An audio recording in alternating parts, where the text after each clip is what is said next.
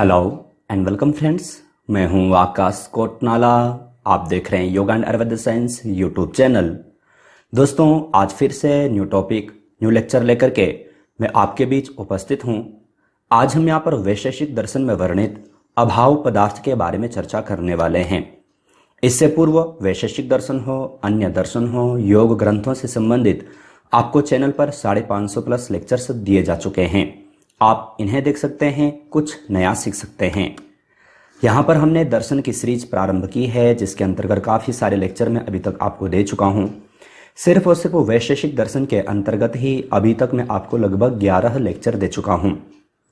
आज इसी सीरीज को आगे बढ़ाते हुए हम यहाँ पर अभाव पदार्थ की चर्चा करने वाले हैं। जानेंगे कि अभाव पदार्थ क्या है, इसके कितने प्रकार हैं, किस रूप में इसकी चर्चा वैशेषिक दर्शन में की गई है।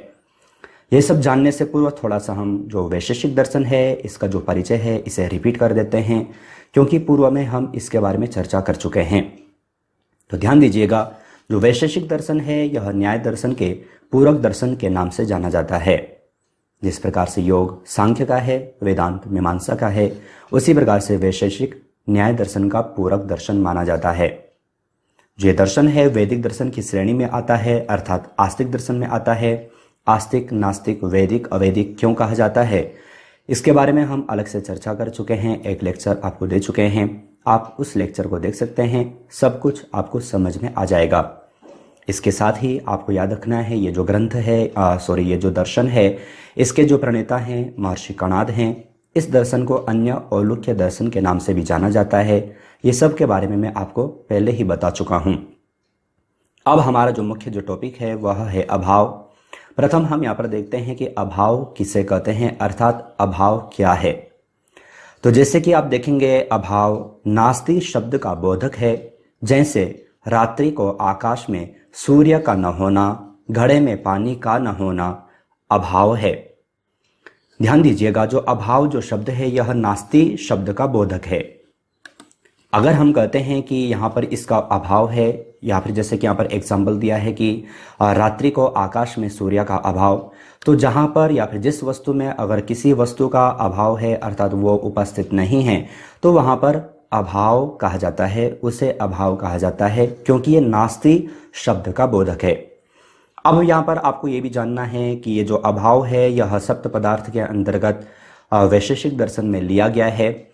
लेकिन ध्यान दीजिएगा, जो अभाव पदार्थ है यह 7वां है, अर्थात अंतिम है। और इसके पूर्व जितने भी जो 6 पदार्थ हैं उन्हें भाव पदार्थ के नाम से जाना जाता है। मैं आपको बता दूं कि जो भाव अभाव, जैसे कि मैंने अभी आपको यहाँ पर बताया, तो ये मैं एक अलग से लेक्चर में आपको बता चुका हूँ।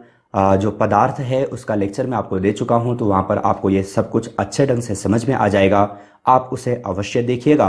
साथ ही जितने भी अभी तक हमने पदार्थ पढ़े, सभी पदार्थों को मैं आपको अलग अलग डिटेल करके बता चुका हूँ। तो अभाव का तात्पर्य क्या है ये आप यहाँ पर समझ चुके हैं। एग्जाम्पल यहाँ पर इन्होंने दिया है, जैसे कि घड़े में पानी का न होना।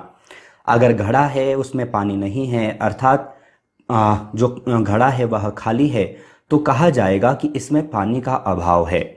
तो ये आपको यहाँ पर जानना है, जो कि नास्ति शब्द का बोधक है। आगे यहाँ पर आप ध्यान दीजिएगा, जो अभाव है, अभाव के भेद जो वैशेषिक दर्शन है, यहाँ पर अभाव के टाइप्स, यहाँ पर भेद यहाँ पर किए गए हैं। तो देखेंगे मोटे तौर पर अभाव के 2 भेद हैं, संसर्गाभाव और अन्योन्य भाव। वैशेषिक दर्शन में 2 प्रकार के अभाव बताए गए हैं, एक है संसर्गाभाव और एक है अन्योन्य भाव। अब संसर्गा भाव क्या है ये हमें यहाँ पर जानना है, अन्योन्य भाव क्या है ये हमें यहाँ पर जानना है। मैं आपको बता दूं, हो सकता है कि ये लेक्चर आपको थोड़ा लंबा लगे, लेकिन मैं प्रत्येक चीज़ को अच्छे ढंग से समझाने का प्रयास करूंगा। आपको दूसरा कोई लेक्चर कहीं पर पढ़ने की आवश्यकता ना हो, इस प्रकार से मैं आपको समझाने का प्रयास करूंगा। इसलिए लेक्चर को अब ध्यानपूर्वक देखें। तो प्रथम यहाँ पर कहा है संसर्गा भाव।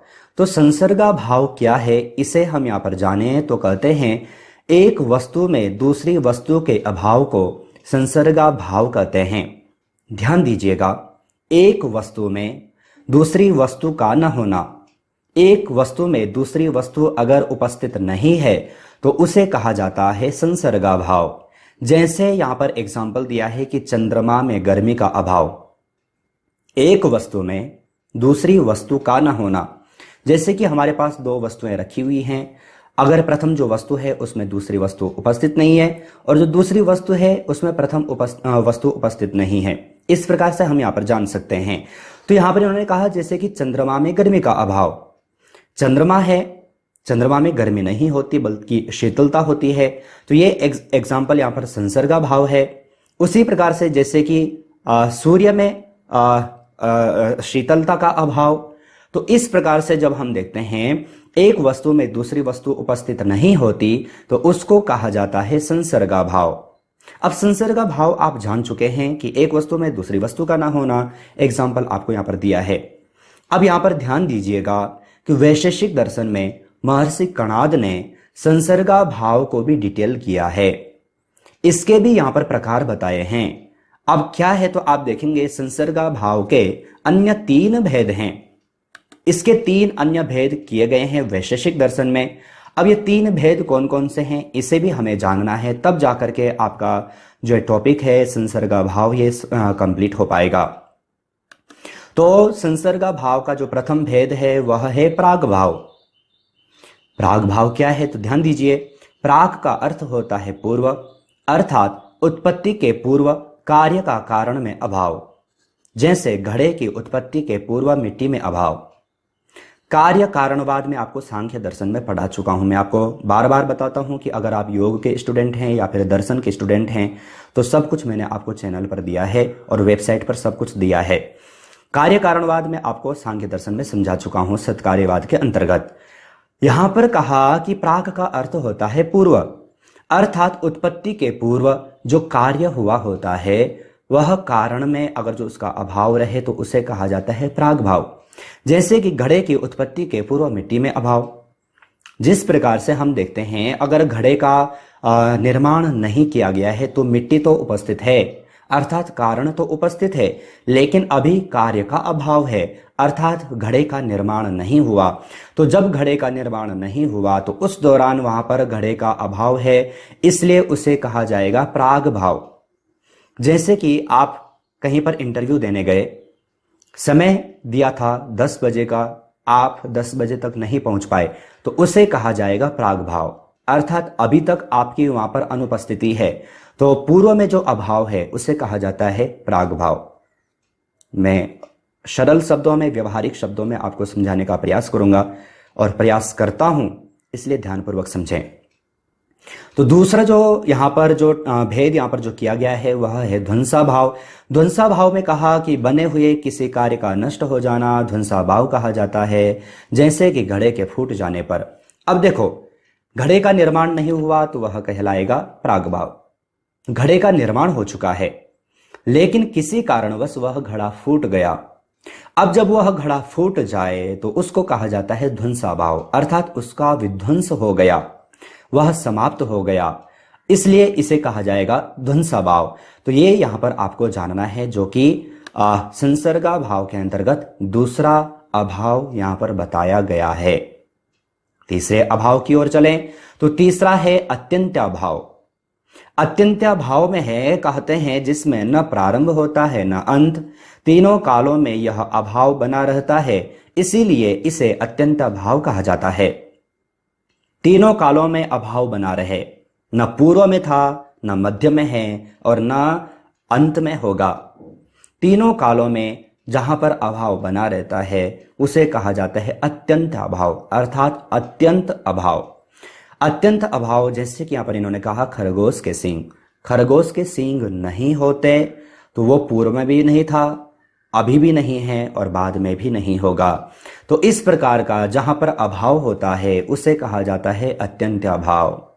ध्यान दीजिएगा, जिस प्रकार से खरगोश के सींग नहीं होते, कुत्ते के सींग नहीं होते, उसी प्रकार से आपको यहां पर जानना है। तो ये यहां पर अत्यंत अभाव, ये सब के सब आपको संसर्गा भाव के अंतर्गत पढ़ने हैं। अब मैंने आपको पूर्व में बताया था कि 2 प्रकार के अभाव होते हैं, संसर्गा भाव और अन्योन्या भाव। अब दूसरा अभाव हम यहां पर जानते हैं अन्योन्या भाव। अब अन्योन्या भाव क्या है इसे भी ध्यानपूर्वक समझें। तो कहते हैं एक वस्तु का अन्य वस्तु ना होना अन्योन्या भाव कहा जाता है। संसर्गा भाव में हमने देखा था कि एक वस्तु का दूसरी वस्तु, हमने देखा था कि एक वस्तु जैसे कि जो चंद्रमा है उसमें शीतलता का उसमें गर्मी का अभाव, सूर्य में शीतलता का अभाव। लेकिन यहां पर कहा गया कि एक वस्तु का दूसरी वस्तु ना हो जाना। यहां पर कहते हैं कि एक वस्तु का दूसरी वस्तु ना हो जाना, दोनों में थोड़ा सा फर्क है। जैसे कि आकाश का वायु ना हो जाना, वायु का आकाश ना हो जाना, पृथ्वी का जल ना हो जाना और जल का पृथ्वी ना हो जाना, एक व्यक्ति का दूसरा व्यक्ति ना हो जाना, गाय का दूसरी वस्तु से या फिर किसी दूसरी गाय का ना हो जाना। ये यहां पर इन्होंने कहा अन्योन्य भाव। यहां पर इन्होंने एग्जाम्पल दिया है, जैसे चंद्रमा सूरज नहीं है, चंद्रमा सूरज नहीं है तो नहीं है, उसी प्रकार से सूरज चंद्रमा नहीं है तो नहीं है। तो इस प्रकार का जो अभाव होता है, अनन्य अभाव, जहां पर हो ही नहीं सकता। एक वस्तु दूसरी वस्तु अर्थात अन्य वस्तु हो ही नहीं सकती। अगर मैं हूं तो मैं ही रहूंगा, मैं दूसरा कोई नहीं बन सकता। ऐसा जो अभाव होता है उसे कहा जाता है अन्योन्य भाव। ध्यान दीजिएगा। देखो, हो सकता है कि ये टॉपिक आपको थोड़ा कठिन लगे या फिर लग रहा होगा समझ में। अगर जो नहीं आया है तो पुराने लेक्चर अवश्य देखें, क्योंकि पुराने लेक्चर अगर आप न्यूज़ से पढ़ते जाएंगे तो आपको अच्छे ढंग से समझ में आएगा, और फिर भी ना समझ में आए तो लेक्चर को रिपीट करके देखें, आपको अच्छे ढंग से समझ में आ जाएगा। तो इस प्रकार से अन्योन्य भाव की यहाँ पर चर्चा की गई है। इसे यहाँ पर वैशेषिक दर्शन में दर्शाया गया है। यहाँ पर जो अभाव है, आशा है आप अच्छे ढंग से समझ चुके होंगे। सभी को मैंने आपको यहाँ पर एग्जाम्पल दे करके समझाया है। अब आप सभी जानते हैं, लेक्चर के अंत में कुछ प्रश्न मैं आपको यहाँ पर देता हूँ। कुछ प्रश्न आपको यहाँ पर दिए गए हैं जिनके सही आंसर आपको वीडियो के कमेंट बॉक्स में भेजने, यह सब आपके स्वयं के लिए हैं। प्रथम प्रश्न है, निम्नलिखित में से वैशेषिक दर्शन में अभाव के प्रकार हैं? 1, 2, 3, 4। तो वैशेषिक दर्शन में अभाव कितने प्रकार का है आपसे पूछा गया है। हमने इसी को पढ़ा, यहाँ पर इसी को समझा है। आप सही आंसर छांट करके वीडियो के कमेंट बॉक्स में भेजिएगा। दूसरे प्रश्न की ओर चलें। निम्न में से वैशेषिक दर्शन के अनुसार समवाय संबंध है? नित्य, अनित्य, उपरोक्त दोनों, कोई नहीं। तो समवाय संबंध वैशेषिक दर्शन में क्या है आपसे पूछा गया है। सही आंसर छांट करके वीडियो के कमेंट बॉक्स में भेजिएगा। तीसरे प्रश्न की ओर चलें। निम्नलिखित में से वैशेषिक दर्शन के अनुसार सामान्य है? पर, अपर, परापर, ये सभी। तो सामान्य मैंने आपको वैशेषिक दर्शन में समझाया है। आप सही आंसर छांट करके वीडियो के कमेंट बॉक्स में भेजिएगा। साथ ही आपको बता दूं, दर्शन हो या फिर अन्य योग ग्रंथों से संबंधित चैनल की ओर से 3 ई बुक पब्लिश की जा चुकी हैं। तीनों में आपको योग के 10 से 20 ग्रंथों से संबंधित एमसीक्यू मिल जाते हैं।